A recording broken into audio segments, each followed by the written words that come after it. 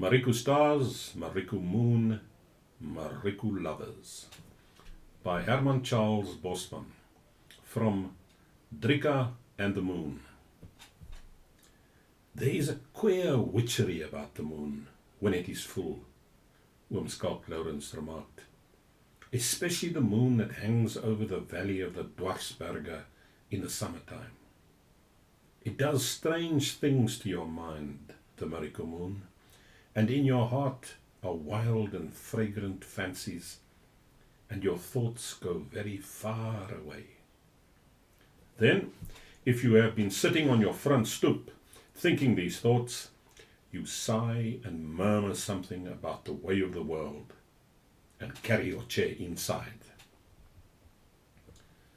I have seen the moon in other places, besides the Marico, but it is not the same there. Bram Venter, the man who fell off the government lorry once, near Nitverdient, says that the Marico moon is like a woman laying green flowers on a grave. Bram Venter often says things like that, particularly since the time he fell off the lorry. He fell on his head, they say. Always, when the moon shines full like that, it does something to our hearts that we wonder very much about, and that we never understand. Always it awakens memories, and it is singular how different these memories are with each one of us. Johannes Oberholzer says that the full moon always reminds him of one occasion, when he was smuggling cattle over the Bechuanaland border. He says he never sees a full moon without thinking of the way it shone on the steel wire cutters that he was holding in his hand when two mounted policemen rode up to him. And the next night, Johannes Oberholzer again had a good view of the full moon. He saw it through the window of the place he was in. He says the moon was very large and very yellow, except for the black stripes in front of it. And it was in the light of the full moon that hung over the thorn trees that I saw Drieka Breitenbach. Drieka was tall and slender. She had fair hair and blue eyes, and lots of people considered that she was the prettiest woman in the Marico.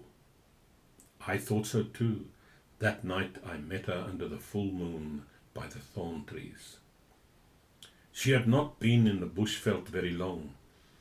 Her husband, Petrus Breitenbach, had met her and married her in the Schweizereineke district, where he had tracked with his cattle for a while during the big drought.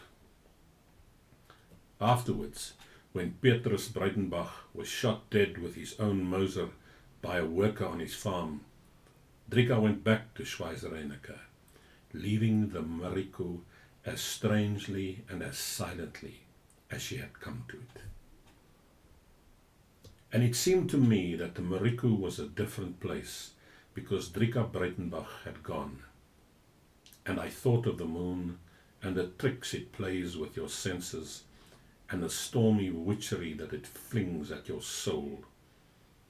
And I remembered what Bram Venter had said, that the full moon is like a woman laying green flowers on a grave. And it seemed to me that Bram Venter's words were not so much nonsense after all, and that worse things could happen to a man than that he should fall off a lorry on his head. And I thought of other matters.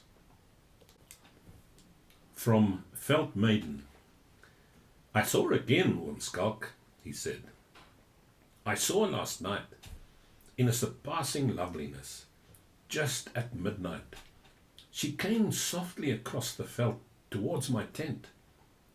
The night was warm and lovely, and the stars were mad and singing, and there was low music where her white feet touched the grass, and sometimes her mouth seemed to be laughing, and sometimes it was sad, and her lips were very red, Oomskalk. And when I reached out with my arms, she went away. She disappeared in the marulas like the whispering of the wind. And there was a ringing in my ears, and in my heart there was a green fragrance.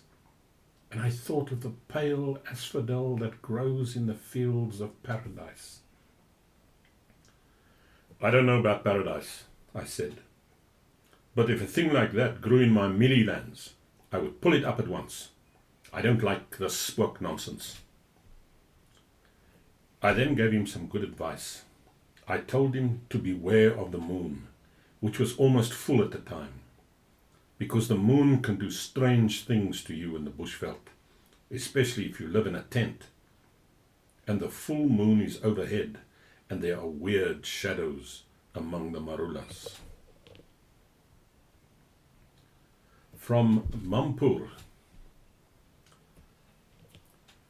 The berries of the kareeboom, Oomskalk Lawrence said, nodding his head in the direction of the tall tree whose shadows were creeping towards the edge of the stoep, may not make the best kind of Mampoer that there is.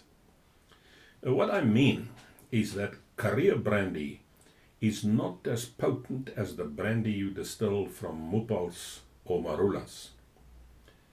Even peach brandy, they say, can make you forget the rust in the corn quicker than the Mampoer you make from Karee berries.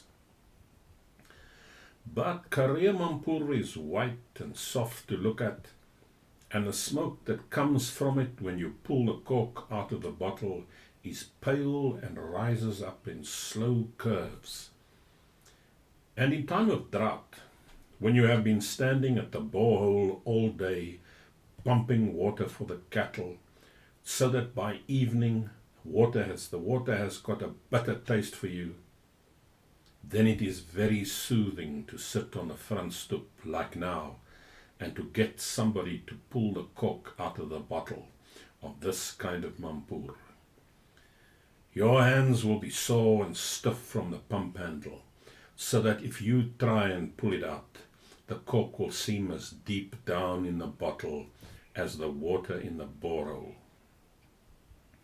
Many years ago, when I was a young man, and I sat here on the front stoep, and I saw that white smoke floating away slowly and gracefully from the mouth of the bottle, and with a far-off fragrance, I used to think that the smoke looked like a young girl, walking veiled under the stars. And now that I have grown old, and I look at that white smoke, I imagine that it is a young girl, walking under the stars, and still veiled. I have never found out who she is. From Starlight on the Veld. Always on a clear night, when I see those bright stars in a row, I look for a long time at the lowest star, and there seems to be something very friendly about the way it shines. It seems to be my star, and its light is different from the light of the other stars. And you know, Skalk, Annie Stein had such red lips, and such long soft hair, Skalk. And there was that smile of hers. Afterwards, the stars grew pale, and we started rounding up the donkeys and got ready to go. And I wondered what Annie Stein would have thought of it, if she had known that during all those years, there was this man looking up at the stars on nights when the sky was clear, and dreaming about her lips and her hair and her smile. But as soon as I reflected about it, I knew what the answer was also. Of course, Annie Stein would think nothing of Jan Okkerse. Nothing at all. And no doubt, Annie Stein was right.